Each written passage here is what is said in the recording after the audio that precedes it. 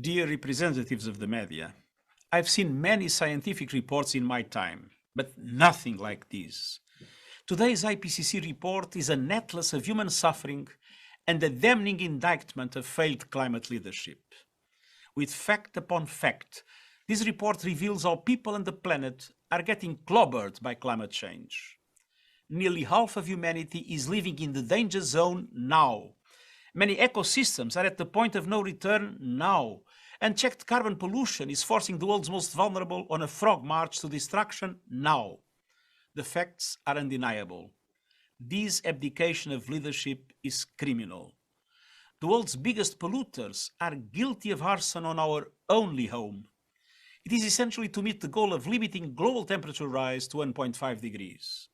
And science tells us that will require the world to cut emissions by 45% by 2030 and achieve net zero emissions of greenhouse gases by 2050.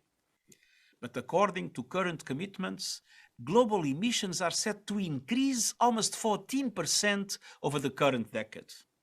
That spells catastrophe. It will destroy any chance of keeping 1.5 alive. Today's report underscores two core truths. First, coal and other fossil fuels are choking humanity. All G20 governments have agreed to stop funding coal abroad.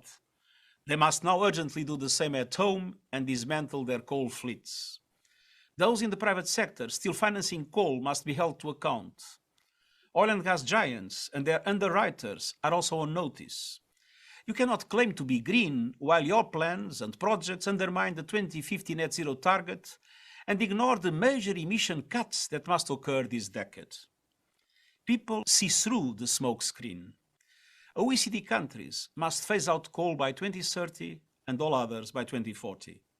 The present global energy mix is broken. As current events make all too clear, our continued reliance on fossil fuels makes the global economy and energy security vulnerable to geopolitical shocks and crises. Instead of slowing down the decarbonization of the global economy, now is the time to accelerate the energy transition to a renewable energy future. Fossil fuels are a dead end for our planet, for humanity, and yes, for economies. A prompt, well-managed transition to renewables is the only pathway to energy security, universal access, and the green jobs our world needs. I'm calling for developed countries, multilateral development banks, private financiers, and others to form coalitions to help major emerging economies end the use of coal. These targeted mechanisms of support would be over and above existing sustainable development needs. The second core finding from this report is slightly better news. Investments in adaptation work. Adaptation saves lives. As climate impacts worsen, and they will, scaling up investments will be essential for survival. Adaptation and mitigation must be pursued with equal force and urgency. That is why I've been pushing to get the 50% of all climate finance for adaptation. The Glasgow Commitment on Adaptation funding is not enough to meet the challenges faced by nations on the front lines of the climate crisis. I'm also pressing to remove the obstacles that prevent small island states and least developed countries from getting the finance they desperately need to save lives and livelihoods. We need new eligibility systems to deal with this new reality. Delay means death. I take inspiration from all those on the front lines of the climate battle fighting back with solutions.